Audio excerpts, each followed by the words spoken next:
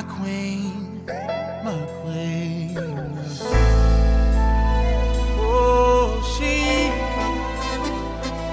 oh, she.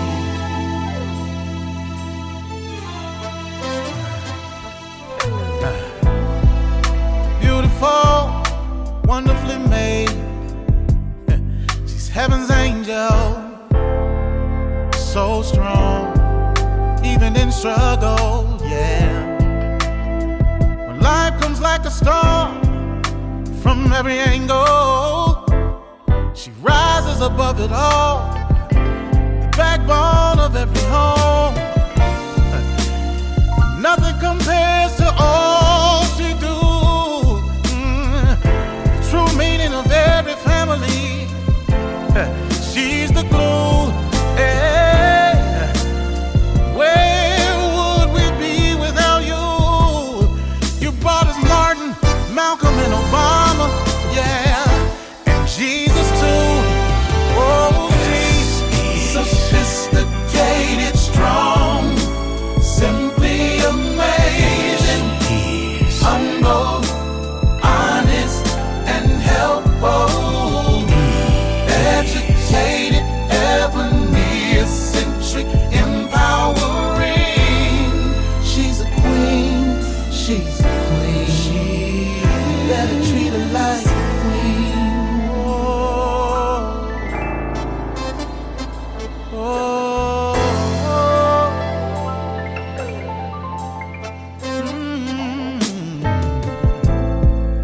Her strength is amazing. Life inside, 9 months she's carrying back to work, 'cause the family she's carrying. Society don't give her just due, but she prevails and stands tall, a champion, a true woman. But nothing compares to all she do. Yeah, the true meaning of every family. She's the glue. Yeah, oh. And where would we be without you? Yeah, you brought us Martin, Malcolm, and Obama, and Jesus too. Oh, she is sophisticated, strong, yeah, simply amazing, humble, honest, and helpful. Not only that you are educated, yes you are, eccentric, empowering. You're mine, she's a queen. You're mine, you're my. Treat her like queen. No price could be put on how much she's worth. So valuable, she's the soul of the earth. Yeah. All a part of God's genius plan. Powerful as she can be, the man's H-E-L-P. Yes, sophisticated, strong, simply amazing. She is humble, honest, and helpful. What I like about her is she's educated. She's my ebony, empowering. Yeah. She's my queen. Sophisticated, strong, simply amazing. She's amazing to me. Humble, honest, if you ever had one. She's educated, she's my queen. She builds me up, she keeps me going. Sophisticated, strong, she's my queen. Simply amazing, she's simply amazing. She is, oh my, she's my queen. Educated, ebony, she's educated and she's empowering. She is my queen. Hello and welcome to Let's Talk with Bishop R.C. Blakes. R.C. is an author, empowerment teacher, I'm the proud pastor of the New Home Ministries of New Orleans, Louisiana and Houston, Texas. His message circles the globe. His conversational and candid approach to challenging content makes him a relevant voice to all generations. Get ready for a life-changing transformational conversation.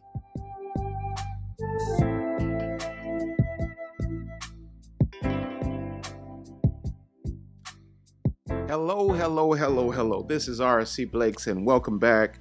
Welcome back to Let's Talk with RC Blakes, and we're going back into my newest book. I really believe that this book is going to be timeless. You know, when I wrote Father-Daughter Talk, Queenology, I had no idea that they would be as timeless as they have become. But this book I wrote intentionally for even generations to come. Me, My, Mine. Biblical perspectives on recognizing and surviving narcissistic abuse. It's because so few times are we ever discussing these kinds of issues in a religious Christian context, or I can't speak for other religions because I don't practice them and I'm not involved, but I know in the Christian church it's a rare occasion that we deal with real life issues like narcissism, narcissistic abuse. And so many of our people are struggling because they have encountered narcissistic abusers.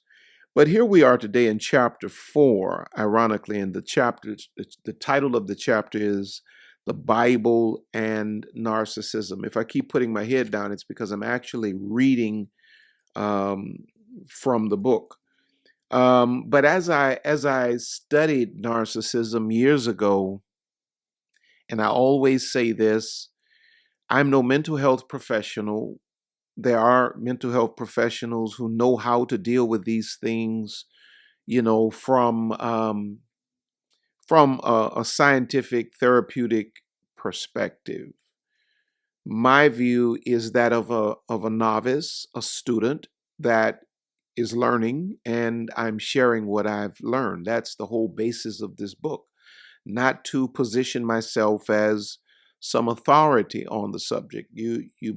You won't see me doing a whole lot of interviews about narcissism because I'm not an authority. I'm not a, you know what I mean? I'm just a man who happened to study it, and I'm a pastor, and I saw the connection between the Bible and narcissism, and I said, wow, this would be great to bring to the world, so that, you know, we can see that this phenomenon is not just a figment of imagination, but we can see it even in the holy document. But as I studied narcissism, it was impossible for me as a pastor not to see the presence of narcissism throughout Scripture. Narcissism is represented in many of the characters. I would say most of the characters of the Bible, quite honestly. And the Apostle Paul, as we're going to see in a few minutes, the Apostle Paul, in his writings to his young spiritual son, young protege, Timothy, he lays out, you know, he makes it very plain. But Lucifer, Satan, the devil, some of, you know, depending on what you call him, Lucifer is the father of narcissists. And if you're not familiar with the name Lucifer, that is the name of Satan, the devil, prior to his fall from grace. If you know the story, Lucifer, Satan, was once an angel. Well, he still is an angel. He's just a fallen angel now, but he was once one of God's angels, and he was in authority over a great segment of the kingdom. And pride was found in his heart, and he wanted to lift himself up to be in the place of the Most High God. So I call him throughout the book, I refer to Lucifer as the father of narcissists. I believe he was the first narcissist. So long before the existence of psychology as a science, we find the most notorious of narcissists birthed through a very powerful and popular fallen angel from heaven, Lucifer. He was powerful and popular because when he fell, when he was cast down, he took a third of the angels. So he had to be very influential, right? Anybody that's stupid enough, anybody that can, lure you into forfeiting heaven to follow them, you're not only stupid, but they're extremely influential and powerful. Now, in Isaiah chapter 14, verses 12 through 14, it reads like this. How art thou fallen from heaven, O Lucifer, son of the morning? How art thou cut down to the ground, which didst weaken the nations? For thou hast said in thine heart, I will ascend into heaven. I will exalt my throne above the stars of God. I will sit also upon the mount of the congregation in the sides of the north. I will ascend above the heights of the clouds. I will be like the Most High. Most High. So we see here Lucifer's breakdown, where he really thinks he's going to usurp the power of the Almighty. He had become so self-indulgent, he actually attempted to replace God on the throne. Beginnings of, I believe, this is the first mention of the narcissistic spirit indirectly. Now, let's just kind of peruse this chapter, and let me just unpack some of the biblical characters and some of the biblical writings relative or writings that relate to narcissism, narcissistic abuse. Now, beyond Lucifer, I think the runner-up, the biblical runner-up, as it relates to being the poster child for narcissist or narcissism, is Jezebel. She was the wife of King Ahab, right? And this woman, in church circles, you'll hear people say she has a Jezebel spirit. And what they're saying is this is a reference to people who are usually condescending, manipulative, deceptive, usurpers of authority. They prey on the influence of leaders, and they use that influence to their own demonic ends. Jezebel. This is exactly what Jezebel did to her husband, King Ahab. She usurped his power. She usurped his influence to accomplish her own agenda and to hurt others. And how many times have you seen this in churches, in the workplace, in families? One person uses the power influence of another to hurt someone else or some other people. That's a what? Jezebel spirit. She is, I think I can say without any reservation at all, I think any mental health professional would agree with me that Jezebel is beyond any shadow of doubt a narcissist of the worst kind. She is the epitome of narcissist.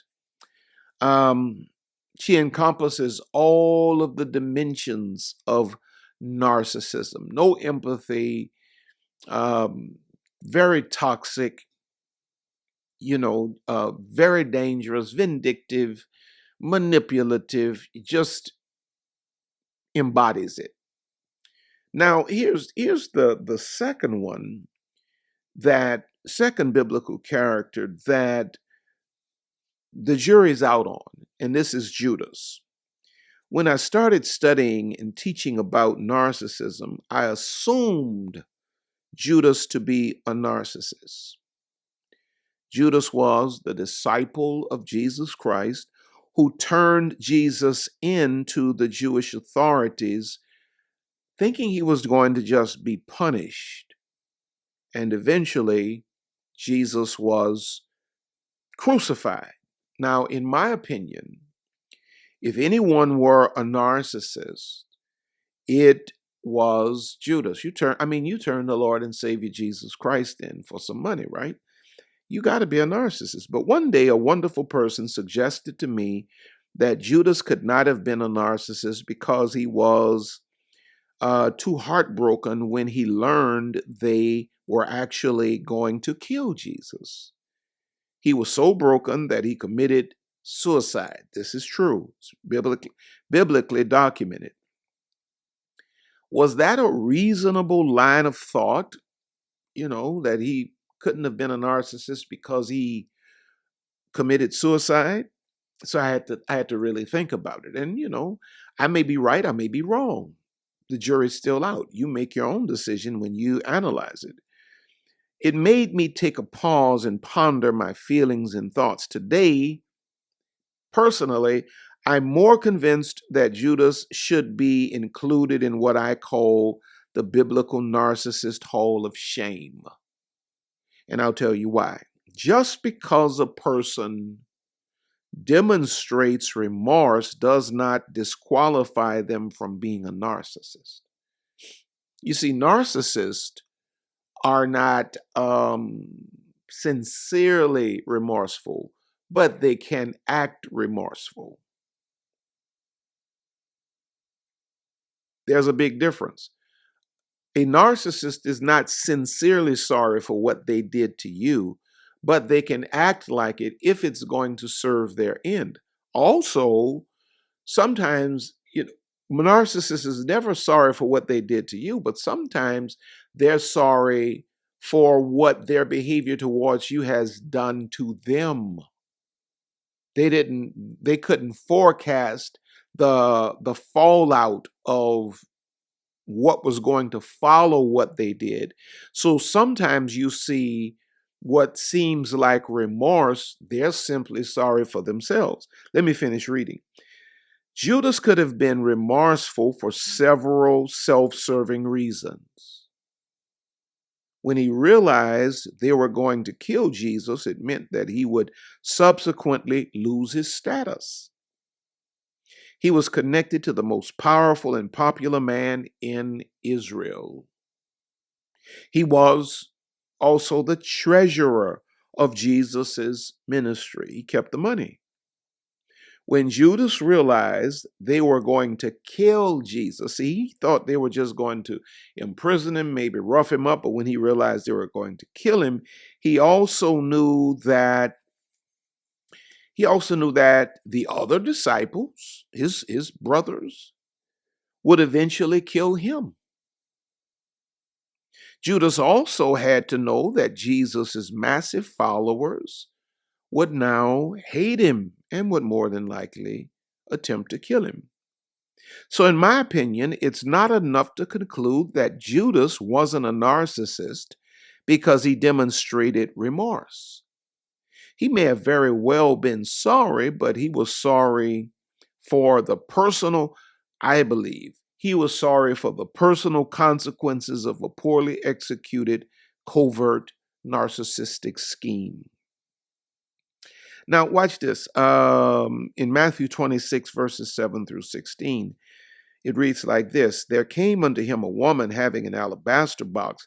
I want to show you how the Bible gives us just hints to Judas's narcissistic personality. Matthew 26, 7 through 16, before, he did all of these other things. It reads like this. There came unto him, speaking of Jesus, a woman having an alabaster box of very precious ointment, and poured it on his head as he sat at meat. But when his disciples saw it, they had indignation, saying, to what purpose is this waste? For this ointment might have been sold for much and given to the poor. When Jesus understood it, he said unto them, Why trouble ye the woman? For she hath wrought a good work upon me. For ye have the poor always with you, but me ye have not always. For in this she hath poured this ointment on my body. She did it for my burial. Verily I say unto you, wheresoever this gospel shall be preached in the whole world, there shall also this that this woman hath done be told for a memorial of her. Now, if you go to John chapter, what is this? I think this is chapter 12. I got the chapter scratched out. I'm making so many marks. I scratched out the actual type. I think it's John 12, 4 through 5. If not, I stand to be corrected. But it's the same account, but just in another gospel, another telling of the same story. Judas uses, in John chapter 12, verses 4 and 5, Judas uses passive-aggressive tactics to make Jesus feel bad for accepting the precious oil that this woman brought. It reads like this: Then saith one of his disciples, Judas Iscariot, Simon's son, which should betray him, Why was not this ointment sold for 300 pence and given to the poor? Now, I personally think that Judas was a narcissist. A classic maneuver of a narcissist is to twist the things others should feel good about into something shameful and bad. They are the masters of raining on every parade. And here he is trying to take something that Jesus should have felt good about, trying to make Jesus feel bad about it. He's also trying to manage the minds of the other disciples. So I think, personally, I think that Judas is absolutely a biblical narcissist. Now, the Apostle Paul's description of narcissism in the church leadership is, I think it's a textbook. I think it's Psychology 101 when it comes down to the subject of narcissism. And it's found in 2 Timothy chapter 3, verses 1 through 7. Reads like this: This know also that in the last days perilous times shall come, for men shall be lovers of their own selves, covetous, boasters, proud, blasphemers, disobedient to parents, unthankful, unholy, without natural affection, truce breakers, false accusers, incontinent, fierce, despisers of those that are good, traitors, oh my, heady, high-minded, lovers of pleasures more than lovers of God, having a form of godliness, but denying the power thereof. From such turn away. For of this sort are they which creep in the houses and lead captive silly women laden with sins, led away with divers lusts, ever learning, never able to come to the knowledge of the truth. So the apostle here is describing a group of people who are unruly, unteachable, and overall toxic to the Christian community. He's describing narcissistic personality, lovers of themselves. I mean, how more exact can you be? He said these people are going to be lovers of themselves. They have no agenda but the agenda that serves them. Covetous. They're going to want everything they see other people with. Because a narcissist lives with the lie that they are the greatest. When someone possesses something the narcissist does not have, it contradicts their false identity and feels like an injury. When a narcissist sees you having something that's greater than the thing they have, it is injurious to their narcissistic mind that lies to them and tells them constantly, you are the greatest.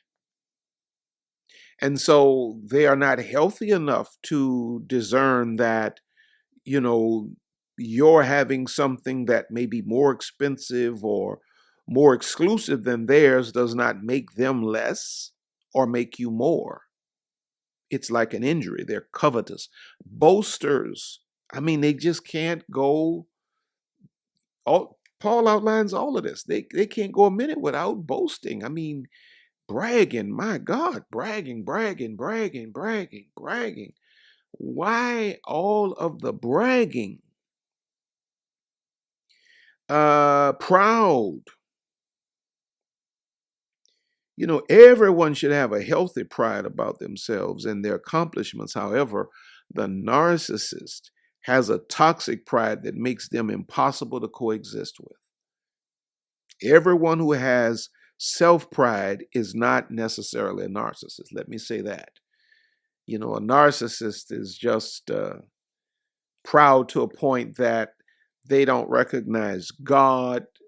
They don't recognize the value in others. They just build up this pedestal for themselves and they perch themselves on it in pride. Their narcissistic pride destroys any healthy relationship. They cannot maintain romances or even friendships because of their pride. King Nebuchadnezzar was one who was broken down because of what I believe was narcissistic pride. Couldn't even give God credit for what God had done. He was trying to take credit for the things that God had done. And God, God got a little heated with him, and God got put things in order. Had him running the fields like a wild animal. He lost his mind. He was the king, running through the field like a wild animal until he woke up and realized that all of this stuff is by the grace of the Most High God. Then Paul mentions being disobedient to parents. Now let me read a little bit here. This is an interesting description that Paul uses. He says to Timothy that narcissists will be disobedient to their parents. It's interesting because most psychologists agree that narcissists are created through poor parental experiences. As a consequence, the principles of authority and leadership are not conceivable within the mind of the narcissist. Narcissists are often rebellious to all authority because they did not develop the emotional skill of respecting or recognizing authority in their youth, disobedient to parents. Parental authority is where we learn to respect and adhere to society's various dimensions of authority. Narcissists have no respect for any authority. Now, another thing this brings out that I actually didn't put in the book, but I'm thinking about it as I'm talking to you right now. I wish I had thought of it before I wrote the book. This also breaks down this idea that somehow our little children are all just perfect little angels. No, no, no, no, no, no, no. Disobedient to parents. This stuff starts in young children. And if you sit there and you cater to these children and you do not chastise these children, whatever that means to you, put them in their place. If you sit there and you just build these children up like they are God's gift to the whole wide world and they can do no wrong, this stuff shows up later in life, but it starts out in what? Disobedience to parents. Interesting thought right there. Then Paul says, he lays out a description of these narcissistic leaders in the church being unthankful. There's always something more the narcissist believes you should do for them. They're never grateful. You cannot do enough. You cannot do anything to please an ingrate. And a narcissist is an ingrate. Truce breakers. No such thing as a covenant. They're not going to keep their word. False accusers. They will lie on you in a New York second. Despisers of those who are good. The narcissist has a disdain for people who are actually authentically good. They despise those who are morally good. They hate those who are good at whatever they do. They despise anything good. And then Paul says they're lovers of pleasures. All they want is pleasure, pleasure, pleasure. Paul also lays out the description of having a form of godliness. This is narcissism in the Bible. Narcissists are religious, but they are not spiritual. Or maybe I should say, some narcissists are religious, but not spiritual. They use religion, but they have no relationship with God. They only have a form of godliness. It's just a front. And this is the final attribute that Paul lists, a form of godliness. And contrary to popular opinion, narcissists are heavily involved in things religious. Just because you see a guy with a title, apostle, bishop, prophet, pastor, evangelist, that don't mean nothing to me, man. That means your titles mean nothing to me. I need to see your character, because narcissists hide out in church leadership. I promise you they do. I've been in church all of my life. Religions of every brand have always attracted spiritual or religious narcissists. And so there you have it. That's chapter 4. The Bible and narcissism. I just wanted you to see that narcissism is clearly documented and represented in the Bible. Now, make certain you go by Amazon, pick this up now. I need to push this book because this book is going to empower and help so many people. Spiritual perspectives. These are spiritual perspectives on a psychological mystery. Biblical perspectives on recognizing and surviving narcissistic abuse. Go by Amazon, pick up the physical version, pick up the ebook version, and even the audible version. It's there right now. Stop by rcblakes.com, sign up for my mailing list, check out all of the online programs that are there. Check out my other books while you're at Amazon as well. If you need counseling, maybe for narcissistic abuse, there's a link in the description for BetterHelp Counseling. If you use that link, they will give you 10% off of the cost of counseling, and as a result, because I recommended them to you, they will make a deposit into RC Blake's ministry for my referring them.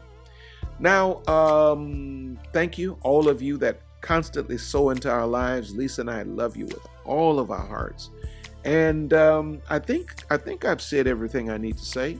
Until next time, we're going to go back into this book.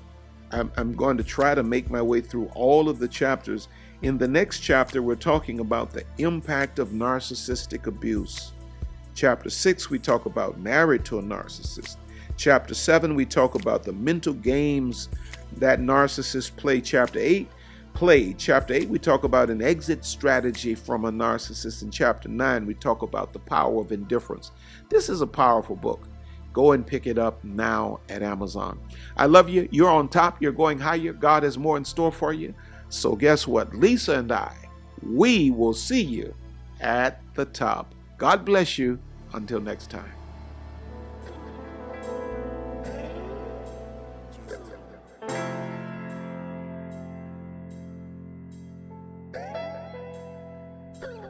We here at RC Blake's Ministries want to thank you for spending this time with us today. RC and Lisa are always honored to have you with us.